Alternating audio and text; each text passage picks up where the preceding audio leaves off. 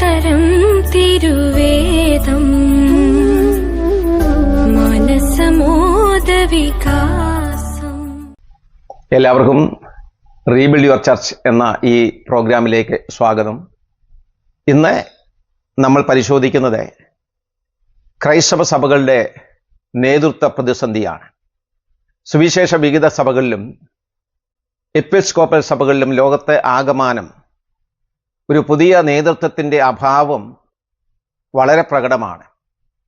ദൈവജനത്തെ, സഭയെ പരിപാലിപ്പാൻ പ്രാപ്തരായിട്ടുള്ള നേതൃത്വം ഇല്ലാത്തതുകൊണ്ട് യൂറോപ്യൻ രാജ്യങ്ങളിലും അമേരിക്കയിലുമൊക്കെ പല റോമൻ കത്തോലിക്ക സഭകളും അടച്ചുപൂട്ടൽ ഭീഷണി നേരിടുന്നു എന്നുള്ളത് വായിക്കുകയുണ്ടായി.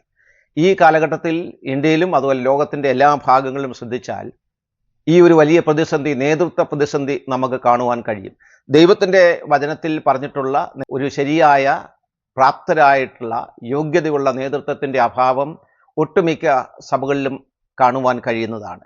അപ്പോൾ ഈ പ്രതിസന്ധിയുടെ, സഭകൾ നേരിടുന്ന നേതൃത്വമില്ലായ്മ അല്ലെങ്കിൽ നല്ല നേതാക്കന്മാരുടെ അഭാവമെന്ന ഈ വലിയ പ്രതിസന്ധിയുടെ കാരണം എന്താണ് ആണ് നമ്മളെ പരിശോധിക്കുന്നത്. അതുപോലെ അതിൻ്റെ പ്രതിവിധികളുമാണ്.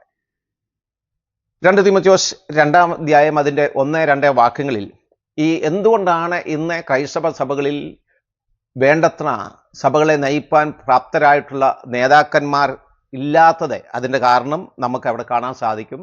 തിമോഥെയോസിനോട് പൗലോസ് പറയുന്ന വാക്കിതാണ്: നീ പല സാക്ഷികളുടെ മുമ്പാകെ എന്നോട് കേട്ടതെല്ലാം മറ്റുള്ളവരെ ഉപദേശിപ്പാൻ സമർത്ഥരായ വിശ്വസ്ത മനുഷ്യരെ ഭരമേൽപ്പിക്കുക. അപ്പോൾ ഇന്നത്തെ പ്രശ്നം എന്ന് പറയുന്നത് ഇന്നുള്ളത് കൊണ്ട് അങ്ങ് ഒപ്പിച്ചു പോകുന്ന ഒരു രീതിയാണ്. പ്രാപ്തരായിട്ടുള്ള, യോഗ്യതയുള്ള, ദൈവവചനത്തിൻ്റെ അടിസ്ഥാനത്തിലുള്ള നേതാക്കന്മാരുടെ അഭാവം എല്ലാ സഭകളിലും ഈ കാലഘട്ടത്തിൻ്റെ ഒരു പ്രത്യേകതയാണ്. ഇല്ല എന്നുള്ളത് ഒരു വലിയ യാഥാർത്ഥ്യമാണ്. അപ്പോൾ അതുകൊണ്ട് ഉള്ളത് കൊണ്ട് തൃപ്തിപ്പെട്ടു പോവുകയാണ് ചെയ്യുന്നത്.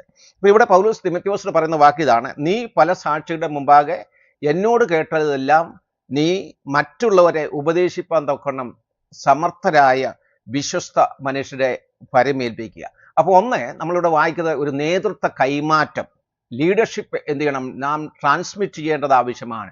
മറ്റുള്ളവരിലേക്ക് പകരേണ്ടത് ഏറ്റവും ആവശ്യമാണ്. ഈ സഭയുടെ നേതൃത്വം എന്ന് പറയുന്നത് യഥാർത്ഥത്തിൽ ഒരു റിലേ റേസ് പോലെയാണ്. ഇത് മറ്റുള്ളവർക്ക് കൈമാറ്റം ചെയ്യാതെ ഈ ബാറ്റൺ ഒരു വ്യക്തി അത് മറ്റുള്ള വ്യക്തിക്ക് രണ്ടാമനെ കൈമാറാത്തിടത്തോളം കാലം ആ റേസിൽ അവർക്ക് വിജയിപ്പാൻ സാധിക്കുകയില്ല. അപ്പോൾ ഇതുപോലെ തന്നെ ഈ സഭയുടെ നേതൃത്വമാകുന്ന ഈ റേസ് അല്ലെങ്കിൽ ഈ പ്രക്രിയ അത് വിജയകരമായി തുടരണമെങ്കിൽ ഇന്നുള്ള നേതൃത്വം ഒരു പുതിയ നേതൃത്വത്തെ തങ്ങളുടെ കാലഘട്ടത്തിൽ തന്നെ കണ്ടെത്തേണ്ടത് ഏറ്റവും ആവശ്യമാണ്. ഈ കയ്യിലുള്ള ഈ നേതൃത്വമാകുന്ന ഈ ബാറ്റൻ ഇത് മറ്റുള്ള ഭാവിയിൽ സഭയെ നയിപ്പാൻ പ്രാപ്തരായ നേതൃത്വത്തിന് കൈമാറണം. ഇതിന് ഏറ്റവും മനോഹരമായ ഒരു ദൃഷ്ടാന്തമാണ് അപ്പോസ്തലനായ പൗലോസിന്റെ ജീവിതം. പൗലോസ് യേശുക്രിസ്തുവിൽ നിന്നും പ്രാപിച്ചു. പൗലോസ് അത് തിമോഥെയോസ് നൽകുകയാണ്. തിമോഥെയോസിന് പൗലോസ് പറയുകയാണ്: നീ എന്നിൽ നിന്നും പ്രാപിച്ച, നീ കേട്ട ഈ സത്യങ്ങളൊക്കെ മറ്റുള്ളവർക്ക്, വരും തലമുറയ്ക്ക് പകരത്തക്ക നിലയിൽ വിശ്വസ്തരായ സമർത്ഥരായ മനുഷ്യരെ പരമേൽപ്പിക്കണം. ഇന്നത്തെ പ്രശ്നം എന്ന് പറഞ്ഞാൽ ഈ ബാറ്റൻ ഓരോ നേതാക്കന്മാരും കയ്യിൽ വെച്ചിരിക്കുകയാണ്. അവരുടെ ജീവിതത്തിന്റെ അവസാന നിമിഷം വരെയും ഈ ബാറ്റൻ, നേതൃത്വമാകുന്ന ഈ ബാറ്റൻ മുറുകെ പിടിച്ചിരിക്കുകയാണ്. ബാറ്റൻ മറ്റുള്ളവർക്ക് കൈമാറാത്തിടത്തോളം കാലം ക്രൈസ്തവ സഭകൾ ഈ നേതൃത്വ പ്രതിസന്ധി എന്ന ഈ വലിയ പ്രശ്നത്തെ നേരിടും. എന്തുകൊണ്ടാണ് ഇന്നത്തെ നേതൃത്വം ഈ ബാറ്റൻ അല്ലെങ്കിൽ ഈ നേതൃത്വമാകുന്ന ഈ ഉത്തരവാദിത്വം മറ്റുള്ളവർക്ക് കൈമാറാത്തത്? അതിൻ്റെ ഒന്നാമത്തെ കാരണം അസൂയയാണ്. ഈ പ്രൊഫഷണൽ ജലസി എന്ന് പറയാറുണ്ട്.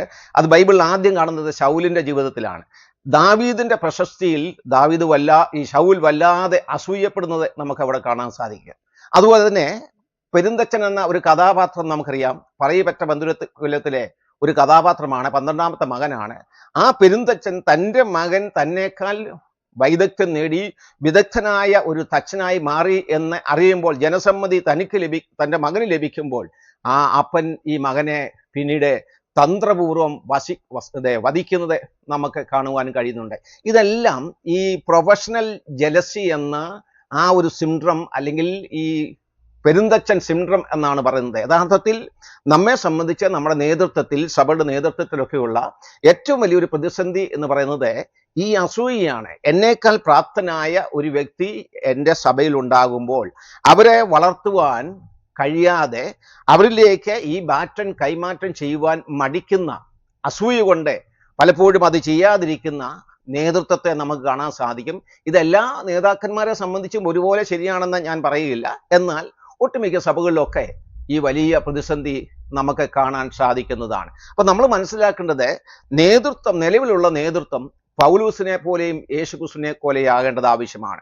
1 തിമോഥെയോസ് 4-ാം അധ്യായം അതിന്റെ 15-ാമത്തെ വാക്യം വായിക്കുമ്പോൾ അവിടെ പൗലൂസ് പറയുന്നൊരു വാക്ക് ഇങ്ങനെയാണ്: നിന്റെ അഭിവൃദ്ധി എല്ലാവർക്കും പ്രസിദ്ധമായി തീരേണ്ടതിന് നീ ഇത് കരുതുക. പൗലൂസിന്റെ ആഗ്രഹം തിമോഥെയോസ് എല്ലാവരെക്കാളും താൻ പ്രശസ്തനായി തീരണം, താൻ കഴിവുള്ളവനായി തീരണം. ഇതേ മനോഭാവം തന്നെയായിരുന്നു യോഹന്നാൻ സ്നാപകന് ഉണ്ടായിരുന്നത്. യോഹന്നാൻ സ്നാപകൻ പറഞ്ഞ വാക്ക് ഇങ്ങനെയാണ്: അവൻ വളരണം, ഞാനോ കുറയണം. അപ്പൊ നമ്മുടെ ജീവിതത്തിൽ നമ്മൾ എപ്പോഴും ഓർക്കേണ്ടത്, ഈ അസൂയ നമുക്കുണ്ടെങ്കിൽ നമുക്ക് ഒരിക്കലും ഒരു പുതിയ നേതൃത്വത്തെ വാർത്തെടുക്കുവാൻ കഴിയില്ല. രണ്ടാമത്തെ കാരണം അധികാര ഭ്രമമാണ്. ഈ നിലവിലുള്ള ഈ സ്ഥാനത്തെ സംരക്ഷിക്കാനുള്ള വല്ലാത്ത ഒരു വ്യഗ്രത ചില നേതാക്കന്മാരിൽ കാണാൻ സാധിക്കും. യേശുക്രിസ്തു അതിന് വ്യത്യസ്തനായിരുന്നു. യേശുക്രിസ്തു സകല അധികാരവും ശക്തിയും ഒക്കെ ഈ ശിഷ്യന്മാർക്ക് പകർന്നു നൽകാനായിട്ട് നമുക്ക് ഇവിടെ വായിപ്പാൻ സാധിക്കുന്നുണ്ട്. അതുമാത്രമല്ല, കർത്താവ് ശിഷ്യന്മാരെ തിരഞ്ഞെടുത്ത് ശുശ്രൂഷയ്ക്ക് വേണ്ടി അധികാരം നൽകി അവരെ ചുമതലപ്പെടുത്തി അയച്ചു എന്ന് നമ്മൾ വായിക്കുന്നുണ്ട്. അപ്പൊ പൗലോസ് ചെയ്തതും യേശുക്രിസ്തു ചെയ്തതും തങ്ങളിലുള്ള ആ അധികാരവും സ്ഥാനവും ഒക്കെ മറ്റുള്ള തങ്ങളുടെ ശിഷ്യന്മാർക്ക് പകരുകയാണ് ചെയ്തത്.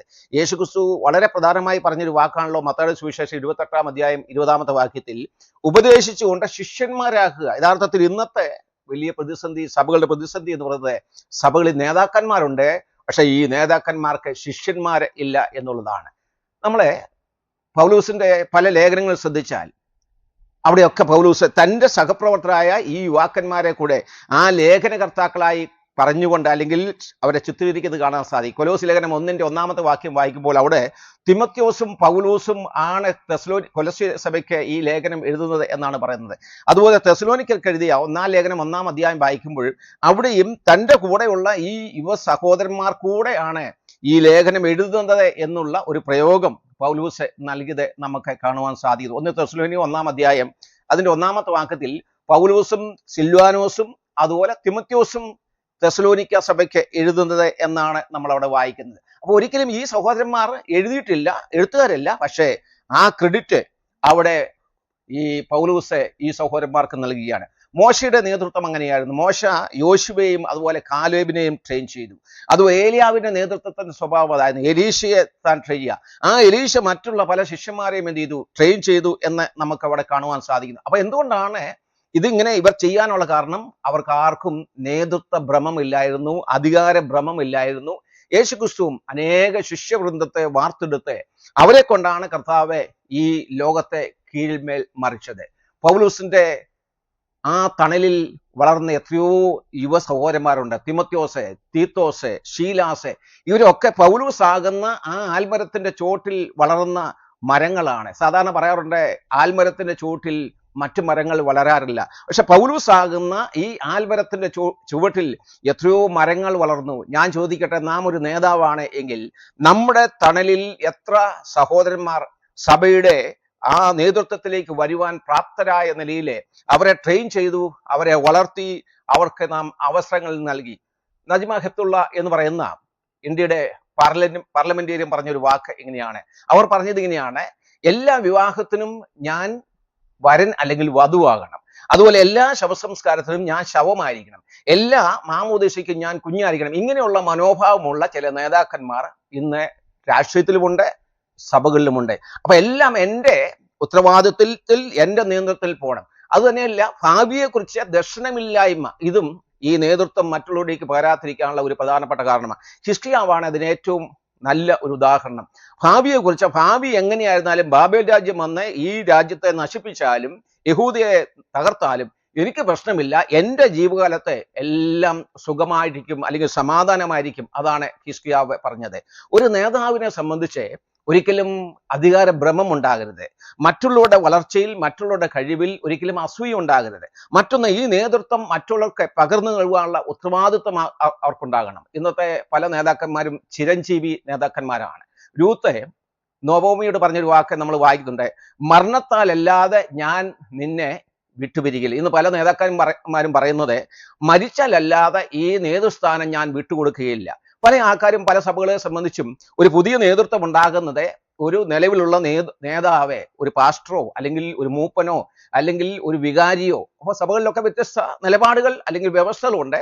പല സ്ഥലത്തും കാണുന്നത് അവർ മരണം വരെ എത്ര യോഗ്യമില്ലാത്ത അവസ്ഥയിലാണെങ്കിലും എത്ര ക്ഷീണിതരാണെങ്കിലും പലപ്പോഴും ചെയ്യുന്നത് എത്ര പ്രായം ചെന്നാലും ഈ സ്ഥാനം ഒന്ന് വെച്ചുമാറുവാൻ അല്ലെങ്കിൽ പുതിയ ഒരു തലമുറയ്ക്ക് പകർന്നു നൽകുവാൻ കഴിയാത്തവരായിട്ട് പല നേതാക്കന്മാരെയും കാണാൻ സാധിക്കുന്നതാണ്. CPM-നെ സംബന്ധിച്ച് അവർ നല്ലൊരു തീരുമാനമെടുത്തു. 75 വയസ്സ് വരെ മാത്രമേ അവർക്ക് പാർട്ടിയിലെ PB മെമ്പർഷിപ്പിൽ അല്ലെങ്കിൽ PBയിലെ അവർക്ക് പ്രവർത്തിപ്പാൻ സാധിക്കുള്ളൂ.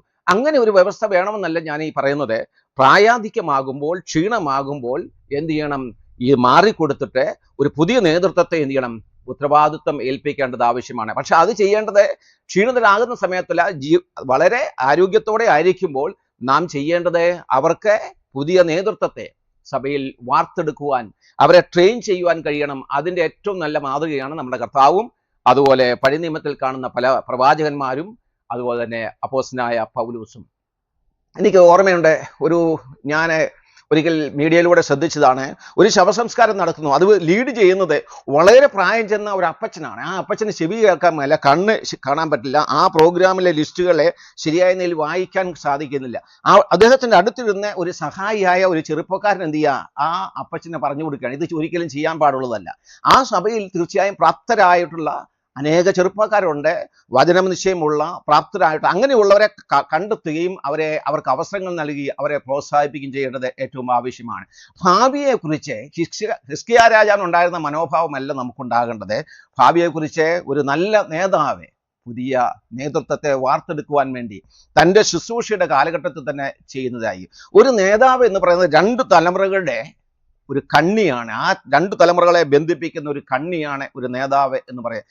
നിലവിലുള്ള കാലഘട്ടത്തിൽ, ഇന്നത്തെ കാലഘട്ടത്തിലും ഭാവിയിലെ കാലഘട്ടത്തിലും സഭയ്ക്ക് അനുയോജ്യമായ ശരിയായ പ്രാപ്തരായിട്ടുള്ള നേതാക്കന്മാരെ വാർത്തെടുക്കുവാനുള്ള വലിയ ഉത്തരവാദിത്വം ഇന്നത്തെ ഏതൊരു പ്രാദേശിക സഭയിലെയും മൂപ്പന്മാർക്ക്, പാസ്റ്റർമാർക്ക്, അതുപോലെ ഉപദേശിമാർക്ക്, സുവിശേഷകന്മാർക്ക്, നേതൃത്വത്തിൽ ആരാണോ ഉള്ളത് ആ നേതാക്കന്മാർക്കൊക്കെ ഉണ്ടാകേണ്ടത് ഏറ്റവും ആവശ്യമാണ്.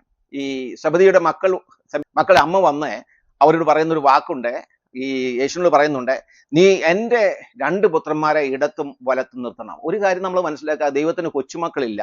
ഒരു മൂപ്പൻ മരിച്ചു കഴിഞ്ഞാൽ, ഒരു പാസ്റ്റർ മരിച്ചു കഴിഞ്ഞാൽ അദ്ദേഹത്തിന്റെ മകൻ പ്രാപ്തനാണ് എങ്കിൽ, ദൈവബലി ഉണ്ട് എങ്കിൽ, യോഗ്യത ഉണ്ട് എങ്കിൽ അദ്ദേഹത്തിന് നേതാവാകാം.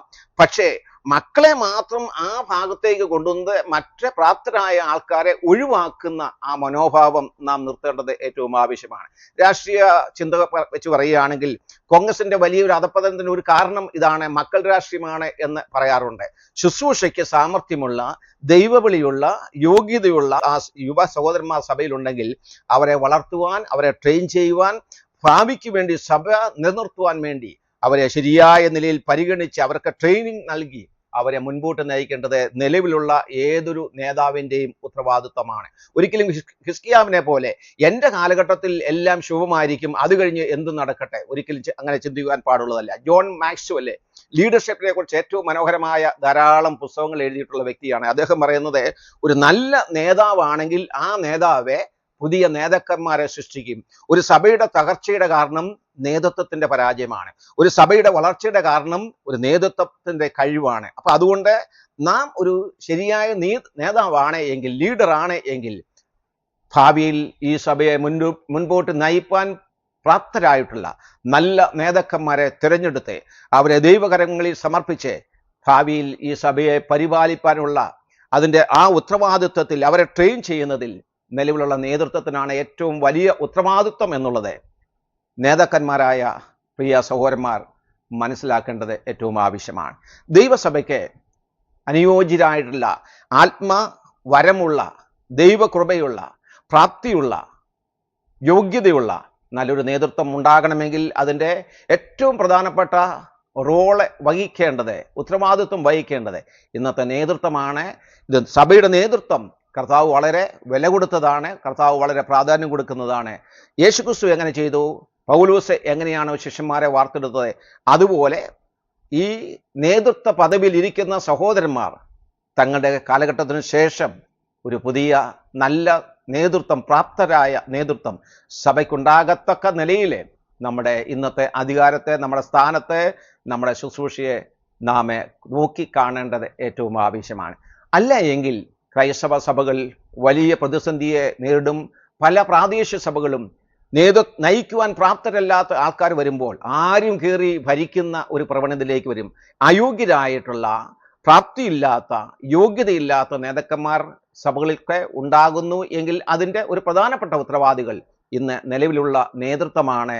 പുതിയ നേതാക്കന്മാരെ സഭയ്ക്ക് നൽകുവാനുള്ള ഉത്തരവാദിത്വം തീർച്ചയായും നിലവിലുള്ള നേതൃത്വത്തിലാണ്. കർത്താവിൻ്റെയും അപ്പോസ്തലന്മാരുടെയും പ്രവാചകന്മാരുടെയും ഒക്കെ ആ നല്ല നേതൃത്വ മാതൃക പിന്തുടർന്ന് നമ്മുടെയൊക്കെ സഭകളെ വളരെ നല്ല നിലയിൽ നയിപ്പാൻ ദൈവം പുതിയൊരു നേതൃത്വത്തെ വാർത്തെടുപ്പാൻ അനുയോജ്യമായ നിലയിൽ നമ്മുടെ ജീവിതങ്ങളെയും നമ്മുടെ മനോഭാവങ്ങളെയും ഒക്കെ ക്രമീകരിക്കാം. ദൈവത്തിൻ്റെ പരിശുദ്ധാത്മാവ് അതിനാവശ്യമായ ശക്തിയും കൃപയും നൽകട്ടെ.